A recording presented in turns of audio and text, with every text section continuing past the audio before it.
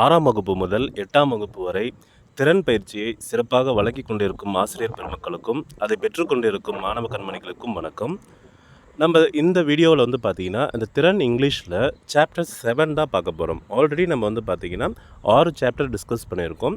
இதில் பார்த்திங்கன்னா 7th chapter நம்ம பார்க்கலாம். இந்த சாப்டரில் எதை பற்றி டிஸ்கஸ் பண்ணியிருக்காங்கன்னா ஒன் அண்ட் மெனி. பாருங்கள், அந்த வார்த்தையை ஒன் அப்படின்னு தான் படிக்கணும், சரிங்களா? ஓ அப்படின்னு படிக்கக்கூடாது, வா அப்படின்னு தான் படிக்கணும். ஸோ ஒன் அண்ட் மெனி, சரிங்களா? ஒன்னா என்ன அர்த்தம்னா ஒரு அப்படின்னு அர்த்தம். ஒரு பொருள் அப்படின்னு நம்ம சொல்கிறோம் இல்லைங்களா? ஒன்று அப்படின்றதுக்கு ஒன் அப்படின்னு நம்ம சொல்லுவோம். மெனினா என்னது? நிறைய பொருள். மெனினா நிறைய. ஒன்னா ஒன்றே ஒன்று, மெனினா நிறைய, ஒன்றுக்கு மேலே அப்படின்னு அர்த்தம், சரிங்களா? ஸோ தலைப்புக்கான அர்த்தம் புரியுதா? ஒன்னா என்ன அர்த்தம்? ஒன்றே ஒன்று. மெனினா ஒன்றுக்கு மேலே, அதாவது ஒன்றுக்கு அதிகமாக அப்படின்னு ஞாபகம் வச்சுக்கோங்க, சரிங்களா? இது ஒன்று, அது ஒன்றுக்கு அதிகமாக. எப்பயும் போல் நம்ம என்ன பண்ண போகிறோம்? புக்கை க்ளோஸ் பண்ணி வச்சுட்டு நான் சில படங்கள் காட்ட போகிறேன். அந்த படத்தை பார்த்துட்டு உங்களுக்கு என்ன தோணுதோ சொல்லுங்கள், சரிங்களா? ஃபஸ்ட்டு படத்தை பாருங்கள். இது என்னது? இது தக்காளி, சரிங்களா? ஃபஸ்ட்டு படத்தில் தக்காளி, ஒரே ஒரு தக்காளி கொடுத்துருக்கேன். பக்கத்தில் நிறைய தக்காளி கொடுத்துருக்கேன். ஸோ ஒரே தக்காளியை நம்ம என்ன சொல்லுவோம்னா டொமேட்டோ அப்படின்னு நம்ம சொல்லுவோம். நிறைய தக்காளி என்ன சொல்லுவோம்? டொமேட்டோஸ். இது டொமேட்டோ, அது டொமேட்டோஸ். இப்போ எப்படி நம்ம பார்த்திங்கன்னா ஒரே ஒரு பேனா இருந்துச்சுன்னா பென் அப்படின்னு நம்ம சொல்கிறோமா? நிறைய பேனா இருந்துச்சுன்னா பென்ஸ். ஒரே ஒரு பென்சில் இருந்துச்சுன்னா பென்சில்.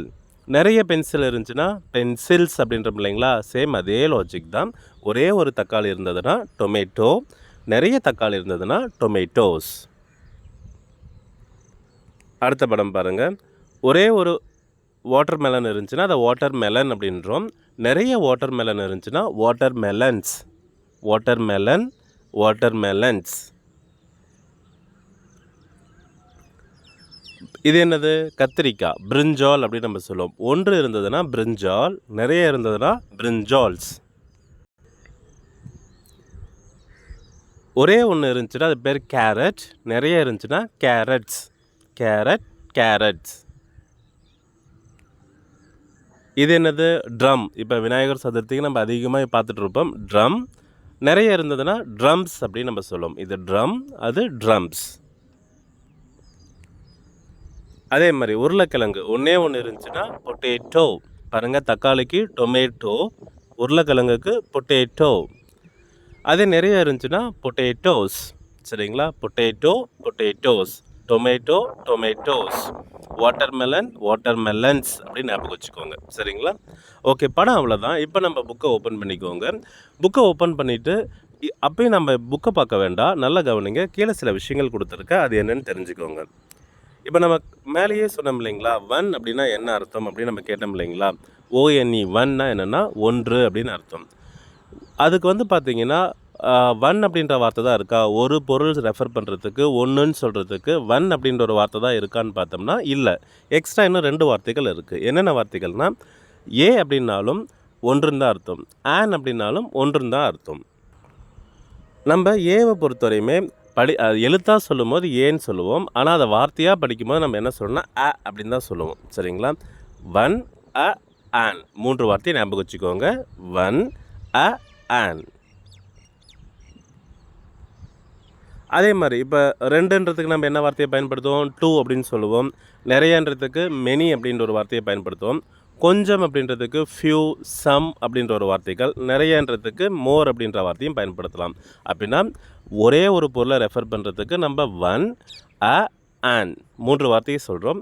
நிறையன்றதுக்கு நம்ம இந்த வார்த்தைகள்லாம் பயன்படுத்தலாம். மெனின்னு சொல்லலாம், ஃபியூ சொல்லலாம், சம், மோர். இதெல்லாம் வந்ததுன்னா நம்ம நிறைய பொருளை ரெஃபர் பண்ண போகிறோம். I have pen. I have pen அப்படின்னும் போது என்கிட்ட ஒரு பேனா தான் இருக்குது.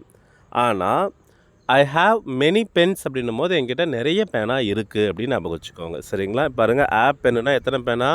ஒரே ஒரு பேனா. மெனி பென்ஸ்ன்றது நிறைய பேனா இருக்குது, எத்தனைலாம் நம்ம சொல்லலை, சரிங்களா? இப்போ 10 பென்னா கரெக்டாக 10 பேனா இருக்குதுன்னு சொல்லியிருக்கோம். பட் என்கிட்ட நிறைய பேனா இருக்குது, எத்தனை நம்ம சொல்லலை. ஸோ நிறையன்னும் போது பென் வராமல் பென் கூட என்ன சேர்ந்து வந்திருக்கு? எஸ் சேர்ந்து வந்திருக்கு. புரியுதுங்களா? ஒரு பேனான்றதுக்கு பென், நிறையன்னு சொல்லும்போது அந்த பென் கூட எஸ் சேர்ந்து வருது.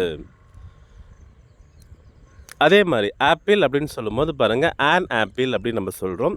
இல்லை என்கிட்ட நிறைய ஆப்பிள் அப்படின்னும் போது நம்ம சம் ஆப்பிள்ஸ் அப்படின்னு நம்ம சொல்கிறோம். சரிங்களா? சம் ஆப்பிள்ஸ்னால் கொஞ்சம் ஆப்பிள்ஸ் என்கிட்ட இருக்குது அப்படின்றதுக்கு சம் ஆப்பிள்ஸ். இப்போ வந்து பார்த்திங்கன்னா பென்னுக்கு முன்னாடி வந்து நம்ம ஏ போட்டோம், அதாவது ஆப்பென் அப்படின்னு நம்ம சொன்னோம். ஆப்பிளுக்கு முன்னாடி ஆன் ஆப்பிள் அப்படின்னு நம்ம சொன்னோம். இதை பற்றி டீட்டெயிலாக தெரிஞ்சுக்கணுன்னா நம்ம வந்து பார்த்திங்கன்னா டிஸ்கிரிப்ஷனில் அதுக்கான லிங்க் கொடுக்குறேன். எங்கே ஏ வரும் எங்கே ஆன் வரும் அப்படின்னு சொல்லிட்டு ஒரு வீடியோவே இருக்குது. அதை ஒரு டைம் பார்த்துருங்க.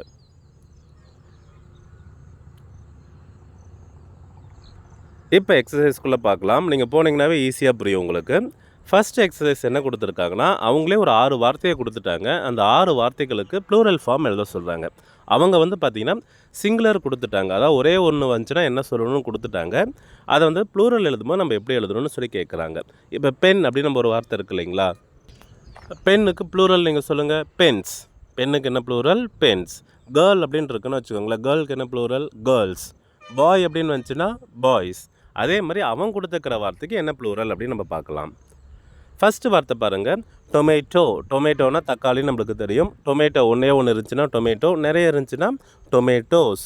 ஸோ இந்த வார்த்தை கூட இஎஸ் சேர்ந்து எழுதிக்கிட்டால் அவ்வளோதான் பதில், டொமேட்டோஸ். அதே மாதிரி பிரிஞ்சால். பிரிஞ்சாலுக்கு வந்து பார்த்திங்கன்னா ஒன்றே ஒன்று இருந்துச்சுன்னா பிரிஞ்சால், நிறைய இருந்துச்சுன்னா பிரிஞ்சால்ஸ். வெறும் எஸ் மட்டும் சேர்த்து எழுதுனா போதும். ட்ரம். ட்ரம் வந்து பார்த்திங்கன்னா ஒன்றே ஒன்று இருந்துச்சுன்னா ட்ரம், நிறைய இருந்துச்சுன்னா ட்ரம்ஸ். அதுக்கும் வெறும் எஸ் மட்டும் சேர்த்து எழுதுனா போதும். Water melon. ஒன்றே ஒன்று இருந்துச்சுன்னா ஒரு வாட்டர் மெலன், நிறைய இருந்துச்சுன்னா வாட்டர் மெலன்ஸ். இதுக்கும் வெறும் எஸ் மட்டும் சேர்த்து எழுதுனா போதும். கேரட். கேரட் வந்து பார்த்திங்கன்னா ஒன்றே ஒன்று இருந்துச்சுன்னா கேரட் சொல்லுவோம், நிறைய இருந்துச்சுன்னா கேரட்ஸ் அப்படின்னு நம்ம சொல்லுவோம். ஸோ இதுக்கும் வெறும் எஸ் மட்டும் தான் நம்ம ஆட் பண்ண போகிறோம். பொட்டேட்டோ. பொட்டேட்டோ வந்து பார்த்திங்கன்னா ஒரே ஒரு உருளைக்கிழங்கு இருந்துச்சுன்னா பொட்டேட்டோ, நிறைய உருளைக்கிழங்கு இருந்துச்சுன்னா பொட்டேட்டோஸ். இஎஸ் வருது. ஆக்சுவலாக வந்து பார்த்திங்கன்னா இதுக்கு விதிவிலக்கெல்லாம் நிறைய இருக்குது. இருந்தாலும் இந்த ஷார்ட்கட் நீங்கள் தெரிஞ்சுக்கோங்க. ஒரு வார்த்தை ஓவில் முடிஞ்சுன்னா அதுக்கு வந்து ப்ளூரல் நம்ம எழுதும் போது இஎஸ் எழுதுவோம். மற்ற வார்த்தைகளுக்கு வெறும் எஸ் மட்டும் எழுதுவோம். ஆனால் இந்த ஓவில் முடிகிற வார்த்தைக்கு இஎஸ் நம்ம எழுதுவோம். சரிங்களா? இதுக்கு விதிவிலக்கெல்லாம் இருக்குது. இப்போ எடுத்துக்கிட்டால் ஃபோட்டோ அப்படின்ற வார்த்தையெல்லாம் இருக்குது. நீங்கள் அதெல்லாம் ஞாபகம் வச்சுக்காதீங்க. இப்போதைக்கு இந்த லெவலில் நீங்கள் ஓவில் முடிஞ்சுன்னா வெறும் எஸ் வராமல் இஎஸ் வரும். அதை மட்டும் ஞாபகம் வச்சுக்கோங்க. சரிங்களா? ஃபஸ்ட் எக்ஸசைஸ் புரியுதுங்களா? செகண்ட் எக்ஸசைஸ் போகலாம் இல்லையா? இப்போ பார்த்தீங்கன்னா அந்த கடைசி வார்த்தை நீங்கள் சென்டென்ஸ் ஃபுல்லாகவே நம்ம படிக்க தேவையில்லை. அந்த கடைசி வார்த்தையை வச்சு நீங்கள் ஈஸியாக ஆன்சர் கண்டுபிடிக்கலாம். என்ன அந்த கடைசி வார்த்தைனா, தேர் ஆர் மெனின்னு கொடுத்துருக்காங்களா? இப்போ நல்லா புரிஞ்சுக்கோங்க. ஒரே ஒரு பொருளை ரெஃபர் பண்ணுறதுக்கு 3 வார்த்தைகள் வரும்னு சொல்லியிருக்கேன். என்னென்ன 3 வார்த்தைகள்? One, a, on. One, a, on. இது 3 வந்துச்சுன்னா அங்கே ஒரு பொருள்னு அர்த்தம். இதை தவிர மீதி வார்த்தைகள் வந்துச்சுன்னா அங்கே நிறைய பொருள் இருக்குதுன்னு அர்த்தம்.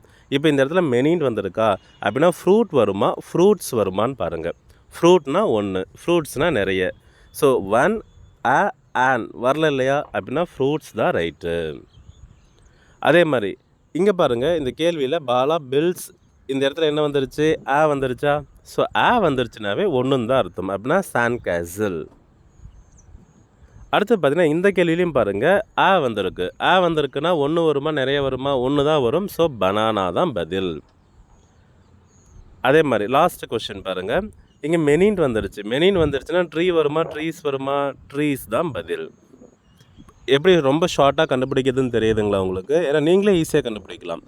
ஒன், அ, ஆன் இது 3 வந்துச்சுன்னா ஒரு பொருள். இதை தவிர வேறு ஏதாவது ஒரு வார்த்தை வந்துச்சுன்னா அங்கே நிறைய பொருள் இருக்குதுன்னு அர்த்தம். சரிங்களா? இது புரியுது இல்லைங்களா உங்களுக்கு? அடுத்த எக்ஸசைஸ் போகலாம் இல்லையா? லாஸ்ட் எக்ஸசைஸ் கவனிங்க. இங்கேயும் அதே லாஜிக் தான் நம்ம பார்க்க போகிறோம். அந்த வார்த்தைகள் 3 வார்த்தையை ஞாபகம் வச்சுக்கோங்க. One, a, on. இது வந்துச்சுன்னா 1 சிங்குலரில் நம்ம எழுத போகிறோம். இதை தவிர வேறு ஏதாவது வந்துச்சுன்னா நம்ம ப்ளூரலில் எழுத போகிறோம். இப்போ இந்த இடத்துல பாருங்கள், மெனின்ட்டு வந்திருக்கா அப்படின்னா நிறைய தானே எழுத போகிறோம். அப்படின்னா மேங்கோ வருமா, மேங்கோஸ் வருமா? மேங்கோஸ் வரும். புரியுதுங்களா உங்களுக்கு? மேங்கோஸ்க்கு ஸ்பெல்லிங் நீங்களே யோசிச்சுக்கோங்க. அந்த வார்த்தை வந்து பார்த்திங்கன்னா ஓவில் முடிஞ்சிருக்கு. ஸோ என்ன வரும்? ஓவில் முடிஞ்சால் இப்போ தான் சொன்னேன், டொமேட்டோ, பொட்டேட்டோ ரெண்டுக்குமே வந்து பார்த்திங்கன்னா இஎஸ் போட்டுக்க சொல்லியிருக்கேன். ஆனால் மேங்கோக்கு பொறுத்த வரைக்குமே நீங்கள் எஸ் போட்டாலும் ரைட்டு தான், இஎஸ் போட்டாலும் ரைட்டு தான். பட் நம்ம அந்த ஓ லாஜிக் ஞாபகத்தில் வச்சுருக்கனால இஎஸ்ஸே போட்டுக்கோங்க. சரிங்களா? So mangoes. அடுத்த 2வது கேள்வியில் பாருங்கள், டூன்னு கொடுத்துருக்கானா? இந்த ஒன், ஆன் வரல. ஸோ டூன்னு வந்திருக்கு. இங்கேயும் நம்ம என்ன தான் எழுத போகிறோம், ப்ளூரல்ஸ் தான் எழுத போகிறோம். ஸோ ப்ளூரல்ஸ் எழுதுறதுனால என்ன போட்டுக்கலாம்னா கேக்ஸ் அப்படின்னு போட்டுக்கலாம். கேக்ஸ். அடுத்தது பார்த்தீங்கன்னா கவ் ஈட் கிராஸ்ன்னு கொடுத்துருக்காங்க. ஒரு கவ் தான் சாப்பிடுமா இல்லை எல்லா கவுமே சாப்பிடுமா? எல்லா கவுமே சாப்பிடும். ஸோ எல்லா கவுன்றதுக்கு சிங்குலராக வருமா ப்ளூரலாக வருமானா ப்ளூரல் தான் வரும். ஸோ கவுஸ். கிராஸ்னால் என்னன்னு தெரிஞ்சுக்கோங்க, புல். கிராஸ்னால் என்னது, புல். அதே மாதிரி ஈட்னா சாப்பிட்றது, புல்லை சாப்பிட்றது. ஒரு கவ் சாப்பிடுமா எல்லா கவுமே சாப்பிடுமானா எல்லா கவுமே தான் சாப்பிடும். ஸோ கவுஸ் ஈட் கிராஸ் அப்படின்னு ஞாபகம் வச்சுக்கோங்க. அடுத்தது த டென்டிஸ்ட் கிளீனடு மை. நல்லா புரிஞ்சுக்கோங்க, க்ளீன்னா சுத்தம் பண்ணுறது, மைனா என்னுடைய ஒரு பல்லை சுத்தம் பண்ணுவாங்களா நிறைய பல்லை சுத்தம் பண்ணுவாங்களா? எல்லா பல்லுமே தான் சுத்தம் பண்ணுவாங்க. ஸோ நிறைய பற்கள் அப்படின்னு வரதுக்கு டூத்துடைய ப்ளூரல் ஃபார்ம் என்ன? இது பாருங்கள், எக்ஸ்ட்ரா கொஸ்டின். இது எக்ஸ்ட்ரா நீங்கள் தெரிஞ்சிக்க வேண்டியது. இது என்னென்னா டூத்துடைய ப்ளூரல் டீத். டூத்துடைய ப்ளூரல் என்னது, டீத் அப்படின்னு ஞாபகம் வச்சுக்கோங்க. Tooth, teeth. Tooth, teeth. புரியுதுங்களா? அடுத்தது ராபின் ஹேஸ் மெனி அப்படின்னு கொடுத்துருக்காங்க. மெனினா பென் வருமா, பென்ஸ் வருமா? பென்ஸ் அப்படின்னு தான் வரும். இப்போ நம்மளுக்கு எல்லா கேள்வியுமே ஈஸியாக தான் இருக்குது. ஆனால் அந்த 4th கொஸ்டின் மட்டும் கொஞ்சம் நல்லா ஞாபகம் வச்சுக்கோங்க. டூத்துடைய ப்ளூரல் ஃபார்ம் என்ன, டீத். டூத்துடைய ப்ளூரல் ஃபார்ம் என்னது, டீத் அப்படின்னு ஞாபகம் வச்சுக்கோங்க. இதுக்கு வந்து பார்த்திங்கன்னா இன்னும் நீங்கள் எக்ஸ்ட்ராவாக இதையும் தெரிஞ்சுக்கலாம். ஏன்னா அதே லாஜிக் தான். FOOT ஃபுட் அப்படின்னு வந்துச்சுன்னா நம்ம இதுக்கு ப்ளூரல் எழுதும் போது ஃபீட் அப்படின்னு எழுதுவோம். அந்த ஓஓ என்னவா மாறி இருக்குன்னா ஈன்னு மாறி இருக்குது. இப்போ எப்படி டூத்தில் வந்து அந்த ஓஓ என்னவா மாறி இருக்குது, ஈன்னு மாறி இருக்குது. அதே மாதிரி கூஸ் அப்படின்னு ஒரு வார்த்தையை ஞாபகம் வச்சுக்கோங்க. 8வது புக்கில் இது இருக்குது, இருந்தாலும் நீங்கள் இப்போயே தெரிஞ்சுக்கோங்க. ஓஓ அப்படின்னு வந்துச்சுன்னா அதை நம்ம ப்ளூரல் எழுதும் போது என்னவா மாற்றிக்குவோம், ஈன்னு மாற்றிக்குவோம். ஸோ இது எக்ஸ்ட்ரா நீங்கள் தெரிஞ்சுக்கிறீங்க. அதாவது நம்ம புக்கில் இருக்கிற எக்ஸசைஸ் இல்லாமல் எக்ஸ்ட்ரா இந்த 2 வார்த்தையை தெரிஞ்சுக்கோங்க. ஏன்னா அந்த லாஜிக் நீங்கள் தெரிஞ்சுக்கிட்டிங்கனாவே உங்களுக்கு ரொம்ப ஈஸியாக இருக்கும். இப்போ இந்த 3 எக்ஸசைஸுமே ஈஸியாக இருக்குங்களா? சரிங்களா? இதை வீடியோ உங்களுக்கு பிடிச்சிருந்துச்சுன்னா கண்டிப்பாக நம்ம சேனலை சப்ஸ்கிரைப் பண்ணுங்கள். 2 டைம் இல்லையா 3 டைம் வீடியோ திரும்ப பாருங்கள். பார்த்தீங்கன்னாவே உங்களுக்கு வந்து என்ன ஐடியா, இது எதை பற்றி அப்படின்னு சொல்லிட்டு ஈஸியாக புரியும். சரிங்களா? தேங்க்யூ ஃபார் வாட்சிங். தேங்க்யூ.